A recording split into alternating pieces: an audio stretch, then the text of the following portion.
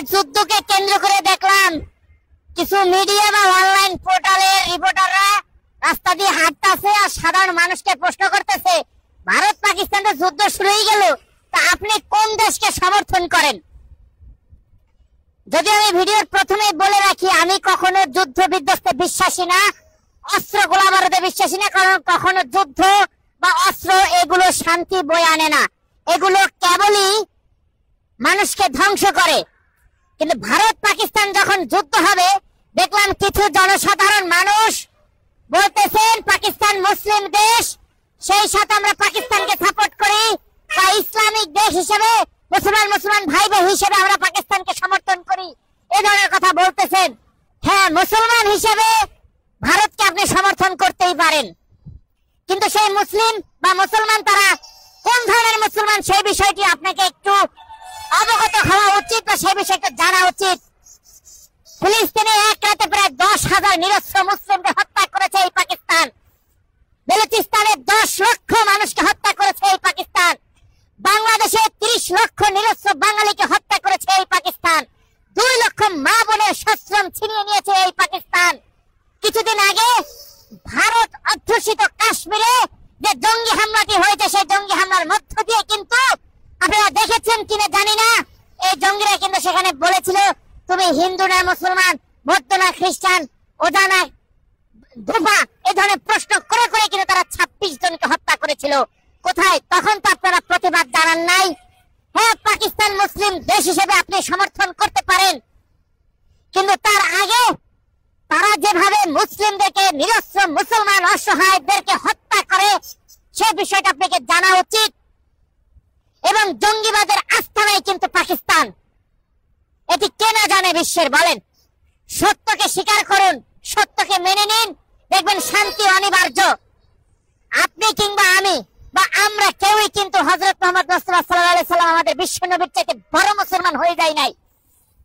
সুতরাং আমাদের ধর্ম কিন্তু কখনো এটা বলে নাই যে তুমি হিন্দু না খ্রিস্টান নাকি মুসলমান, যদি মুসলিম না হও তোমাকে হত্যা করা হবে।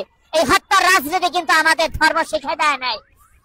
একটা বিষয় অবগত থাকবেন, 2023 সালে যুক্তরাষ্ট্রের রাটগার্স বিশ্ববিদ্যালয়ের একজন গবেষক তারা গবেষণা করে বলেছিল 2025 সালে কাশ্মীরকে ইস্যু করে ভারত পাকিস্তান যুদ্ধ হবে, আর সেই যুদ্ধে প্রায় 12 কোটি মানুষ মারা যাবে।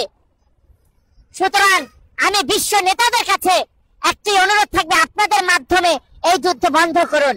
আজকে এক দেশের 26 জন, অন্য দেশের 22 জন হত্যা হচ্ছে, কিন্তু আগামীতে এই যুদ্ধ যদি লাগাতার ভাবে চলতে থাকে, এই যুদ্ধ যদি চলতে থাকে, তাহলে কিন্তু প্রায় 2 দেশের 12 কোটি মানুষ মারা যাবে। সুতরাং কোনোভাবেই কিন্তু যুদ্ধ কখনো শান্তি বয়ে আনতে পারে না। ছোট একটা ইস্যুকে কেন্দ্র করে কিন্তু বড় ধরনের ঘটনাই ঘটে থাকে, এটি আমরা বরাবর দেখে আসছি।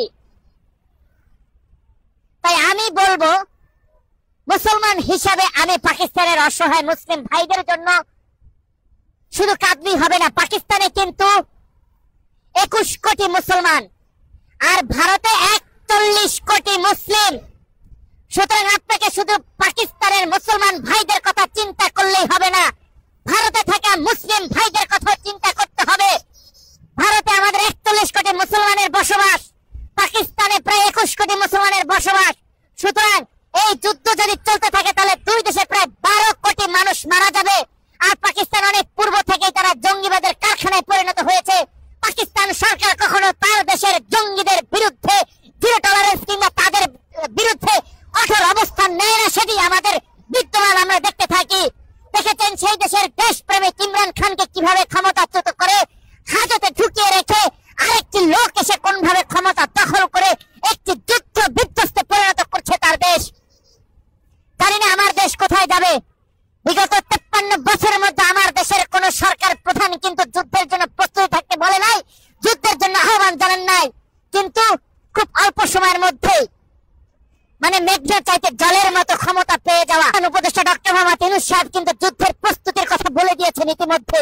জানি না এই আগামীতে কতটা ভয়াবহ পরিস্থিতি এবং কতটা ভয়ঙ্কর পরিণতি আমাদের ভোগ করতে হয়। আল্লাহ সকলকে সঠিক বুঝ দান করুন। আখিরে জামানান আলহামদুলিল্লাহ রাব্বিল আলামিন। আসসালামু আলাইকুম ওয়া রাহমাতুল্লাহ।